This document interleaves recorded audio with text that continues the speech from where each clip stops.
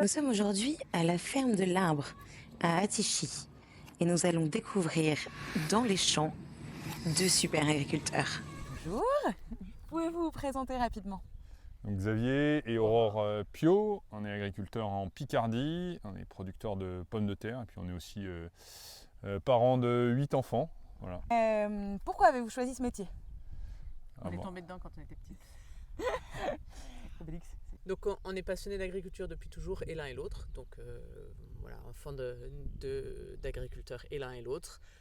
On s'est destiné à ça dans nos études et ça nous a permis de nous rencontrer et de mutualiser notre passion pour en faire notre métier. Et vous vous êtes rencontrés à l'école? On s'est rencontrés en école d'ingénieur en agriculture à Beauvais il y a 20 ans, 25 ans. Génial. Pourquoi avez-vous décidé de faire pousser les pommes de terre? On n'a pas décidé de faire pousser des pommes de terre. Les pommes de terre étaient là bien avant nous sur la ferme. Depuis que Parmentier est revenu en France avec les pommes de terre il y a 300 ans, on est dans des régions où la pomme de terre pousse très bien. La pomme de terre, ça pousse dans la terre. Donc ici, la terre, elle est extraordinaire parce qu'elle est toute douce, sans cailloux. Et du coup, la pomme de terre s'y plaît vraiment bien. On peut la récolter sans l'abîmer. Et donc, en fait, c'est des terres qui portent des pommes de terre depuis très très longtemps. Donc, des pommes de terre, il y en avait du temps du grand-père d'Aurore, du temps du père d'Aurore, et maintenant de notre temps. Et il y en aura après aussi. Parce que du coup, la ferme, c'est une ferme de famille qui s'est transmise? De mes arrière-grands-parents, à mes grands-parents, à mes parents et à nous. Et certainement au suivant. Certainement. Avec 8 change. Ouais. Et deux parents passionnés, ça transmet sa passion. transmet. C'est vrai, c'est vrai. Combien de temps se passe-t-il entre, là c'est le tubercule, et le départ de la ferme, une fois que les autres pommes de terre se sont développées? Quel est le cycle, en fait, le temps surtout? Alors donc la pomme de terre et tout notre métier en général, ça se passe sur du temps long. C'est un métier où il faut cultiver la patience et la persévérance. Donc là, les pommes de terre que vous voyez, elles ont été plantées il y a 1 mois et demi. Là, elles sont sorties de terre et comme on peut voir, je ne sais pas si vous filmez, mais comme on peut voir ici, la pomme de terre, elle est sortie de terre. On a ici la pomme de terre qu'on a plantée. Là, vous avez les petites pommes de terre qui sont en train de sortir et que vous voyez qui sont en taille microscopique. Et là, et là, et là, et là, et là, et là. Ça peut en faire 25. Si les conditions ne sont pas limitantes, ça peut faire 25 pommes de terre. Elles vont pousser pendant tout l'été et grossir. Et on va les récolter avec nos machines, nos tracteurs au mois d'août-septembre. À partir de là, on commence à les mettre en sac et à les vendre. Mais on est sur un cycle qui va s'étendre sur 1 an. C'est-à-dire qu'aujourd'hui, on a encore les pommes de terre qu'on a récoltées au mois de septembre l'année dernière et qui sont toujours dans nos frigos, en train d'être vendues progressivement. Le frigo est presque vide, mais l'horizon, la fin de nos ventes, c'est à peu près le mois de juillet. Okay. Pour retoucher ensuite les pommes de terre de la récolte de cette année qui vont venir remplacer celles de l'année dernière. Okay. Le moment où on va mettre en terre, c'est hyper important. Vous disiez tout à l'heure qu'il y avait une date, en gros, que vous avez bien réussi à trouver le moment. Et c'est quoi cette... Eh bien, les pommes de terre se mettent en terre du mois d'avril à début mai pour être dans de bonnes conditions. C'est-à-dire quand le sol commence à être suffisamment chaud et suffisamment ressuyé, c'est-à-dire séché, pour pouvoir travailler la terre sans en faire de la pâte à modeler. Mettre du coup la pomme de terre dans de la terre toute douce, toute ameublie et qu'elle pousse rapidement avec le printemps qui arrive, les chaleurs. Et du coup, ça permet à la pomme de terre de pousser vite et d'être moins sensible aux parasites qu'on peut avoir, des pucerons, des doryphores, du mildiou. Une des principales maladies de la pomme de terre, c'est le mildiou. Donc il faut arriver à gérer cette maladie-là. C'est une maladie qui peut qui peut altérer 100% du rendement. C'est-à-dire si on la laisse se développer, toute la récolte peut être détruite. Wow. Et donc c'est ça, quels sont les risques pour la pomme de terre? On disait justement les petites bestioles trop mignonnes qu'on a vues tout à l'heure. Les petites bestioles trop mignonnes, ce sont des dorifores. Donc on a plusieurs parasites qui vivent avec nos pommes de terre, qui sont des créatures du bon Dieu, hein, comme les pommes de terre elles-mêmes.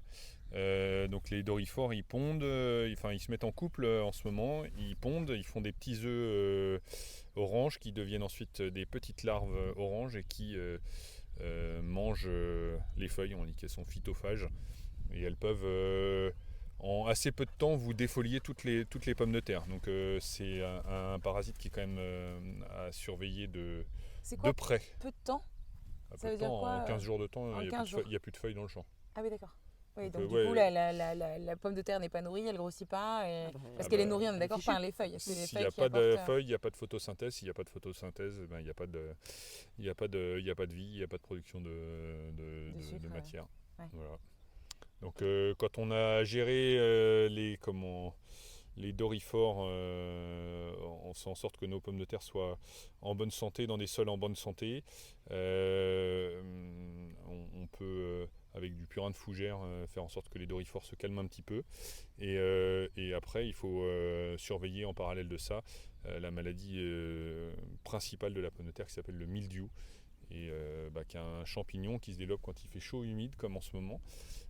Donc pour lutter contre ça, on a plusieurs possibilités, soit les purins qu'on produit nous-mêmes sur la ferme, des oligo-éléments qui servent à apporter une micronutrition qui stimule la force de nos pommes de terre pour résister à ce champignon, et puis de la vitamine C aussi, comme les humains, pour être en forme, qui est un antioxydant. Et en dernier lieu, en production biologique, on a le droit d'utiliser de la buillie bordelaise, qui est en fait du cuivre. Voilà. Et le cuivre désinfecte un petit peu la cuticule des feuilles de pommes de terre, et du coup le mildiou s'y développe un petit peu moins. On essaye d'utiliser assez peu de cuivre parce qu'on n'aime pas trop ça. Ouais. On l'utilise 3 fois dans la campagne, mais par contre on va traiter une dizaine de fois avec des produits antioxydants. C'est ça. Nos purins, nos oligo-éléments et la vitamine C, c'est produits antioxydants. Et du coup, les purins, c'est antioxydant? Ouais. Le but du purin, c'est d'être antioxydant? Oui, c'est ça. C'est un apport d'oligo-éléments, de micro-organismes. S'il y a des micro-organismes naturels qui se développent sur les plantes, vous avez d'autant moins de micro-organismes pathogènes qui vont se mettre sur les feuilles. Prennent la place, quoi. Voilà, c'est ça. Super. Exactement. Alors, quelle machine utilisez-vous pour la récolte? Pour récolter la pomme de terre, on a une machine qui s'appelle une arracheuse, parce qu'il faut venir creuser, récolter toute cette butte, monter toute la terre dans la machine et faire sortir par tamisage les pommes de terre qui sont mélangées à la terre.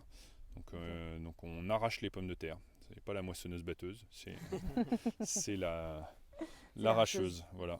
C'est toujours un chantier un peu impressionnant, dans le sens où il y a le tracteur qui tire l'arracheuse. Qui est donc une arracheuse, c'est un matériel qui est assez long, qui a un grand bras et qui verse au fur et à mesure dans une remorque ou dans des paddocks, qui est donc un deuxième tracteur qui roule à côté. De pas se rater d'ailleurs. Non, ça c'est de l'expérience. On va doucement aussi, donc. On ne saurait pas conduire un métro, mais une rame de métro, mais on sait conduire nos tracteurs et faire en sorte que ça marche bien. Avez-vous une anecdote ou une info sur la pomme de terre?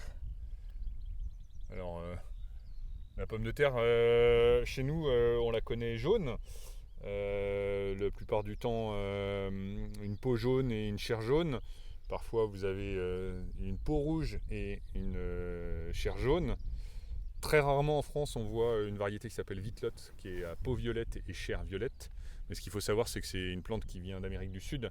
Et si vous allez au Pérou, la pomme de terre, c'est comme l'arc-en-ciel. Vous avez des couleurs incroyables. Vous avez des pommes de terre à peau rouge et jaune. Vous avez des pommes de terre à peau rose. Vous avez des chairs rouges et jaunes. Vous avez des chairs jaunes, des chairs roses, des chairs violettes. Ouais, bleu, ouais, violet qui tire au bleu. C'est une plante qu'on méconnaît en fait en Occident par rapport à l'extraordinaire diversité de sa génétique au Pérou. Voilà. Canon. Qu'est-ce qui vous rend fier tous les jours? Nous, ce qui nous rend fiers tous les jours, c'est la beauté du métier qu'on fait en contact avec la nature. Nous, on travaille avec les plantes, les animaux qui vivent dans nos champs, la biodiversité. Ce qui nous rend fiers au quotidien, c'est d'arriver à orchestrer les équilibres de la nature sans les détruire. C'est le métier d'agriculteur bio, c'est le chef d'orchestre. C'est-à-dire qu'on ne peut pas laisser un fouillis impossible. On n'est pas des chasseurs-cueilleurs comme les hommes préhistoriques. Nous, on est des agriculteurs, des cultivateurs, mais on essaye de produire tout en préservant la nature que le bon Dieu nous a donnée. Donc on est chef d'orchestre de la nature et ça c'est une grande fierté. Et quand on voit la biodiversité qu'il y a dans nos champs, surtout depuis qu'on est passé en bio, ça c'est une vraie fierté. Ouais. C'est beau et c'est bon. On est intimement convaincus que le beau, le bon, le bien sont liés. Si nous on produit du bon, déjà nous on se régale parce que c'est beau. Et en plus, on pense qu'on travaille au bien de tous. Ouais. En essayant de faire en sorte que nos sols soient en bonne santé. Du coup, nos plantes globalement sont en bonne santé. Comme elles sont en bonne santé, elles font une photosynthèse efficace. Elles synthétisent des molécules complexes qui sont génératrices d'une qualité gustative et d'une qualité nutritive extraordinaire. Et du coup, on fait des produits qui sont bons pour la santé des hommes également.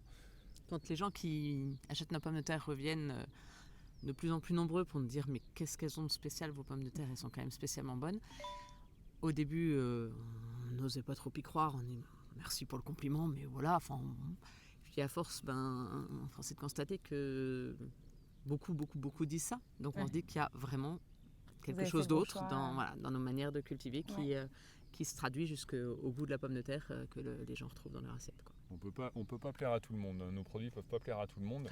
Ils sont bons, ils sont pas forcément beaux. Donc il y a quelques critiques de temps en temps parce que nos pommes de terre sont pas belles comme. Parce qu'il y a des petites bêtes qui viennent les manger aussi. Voilà. Donc, parce qu'elles sont bonnes. À part si elles sont hors sol, en fait, il y a un moment on peut pas les surveiller toutes, quoi. Ouais, mais ouais. Et on peut pas tuer toutes les vies annexes du sol. Donc il y en a qui viennent s'intéresser à nos pommes de terre aussi. Voilà. C'est un peu triste, mais en même temps, c'est magnifique. Eh ben, merci beaucoup. Viens découvrir le livre. Croque-mi et croque-moi, de la graine à l'assiette.